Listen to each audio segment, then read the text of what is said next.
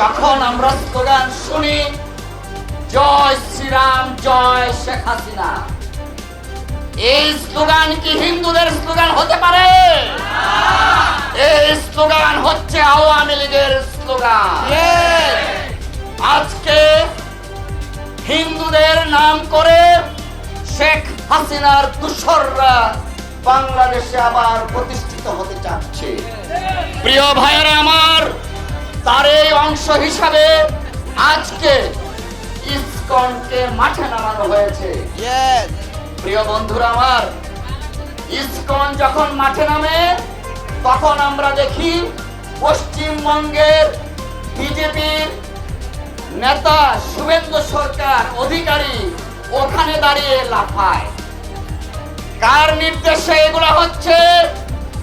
একদিকে শেখ হাসিনা ওয়াজেদকে আশ্রয় দিয়েছে ভারত, তাকে সর্বোচ্চ মেহমান হিসাবে আশ্রয় দিয়েছে।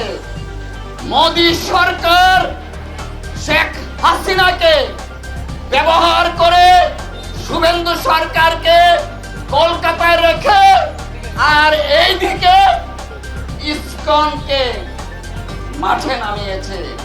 প্রিয় বন্ধুরা আমার, এই যে যুগসূত্র, সেই যুগসূত্র কিন্তু বাংলাদেশের মানুষ বুঝে গেছে। আমরা হুঁশিয়ারি উচ্চারণ করে দিতে চাই, রেজিমের যারা আছো, রেজিম প্রধান ভারতে পালিয়ে যেতে বাধ্য হয়েছে, তোমরা কিন্তু বঙ্গোপসাগরে আশ্রয় পাবো না। প্রিয় বন্ধুরা আমার, আইনজীবী সমাজের উদ্দেশ্যে আমি একটা কথা বলতে চাই।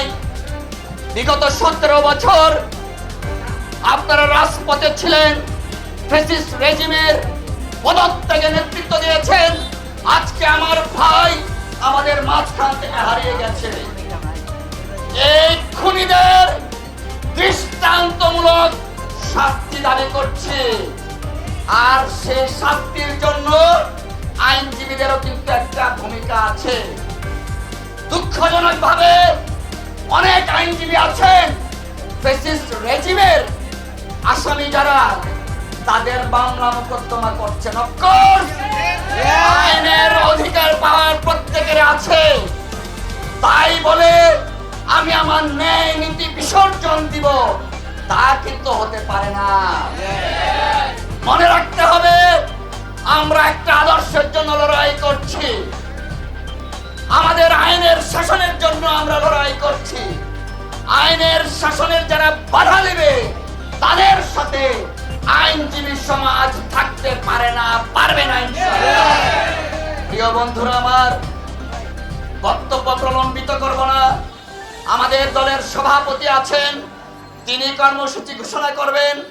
তার আগে আইনজীবী বন্ধুদের প্রতি স্বনির্বন্ধ অনুরোধ, আমরা আগামী দিনে যে কর্মসূচি আসবে সেই কর্মসূচিকে সফল করার জন্য প্রয়োজনে আবার রাস্তায় নামব এবং সরকারকে আমরা হুঁশিয়ার করে দিতে চাই, যদি আইনজীবী হত্যাকারীদের গ্রেফতার না করুন, পরিণতি কিন্তু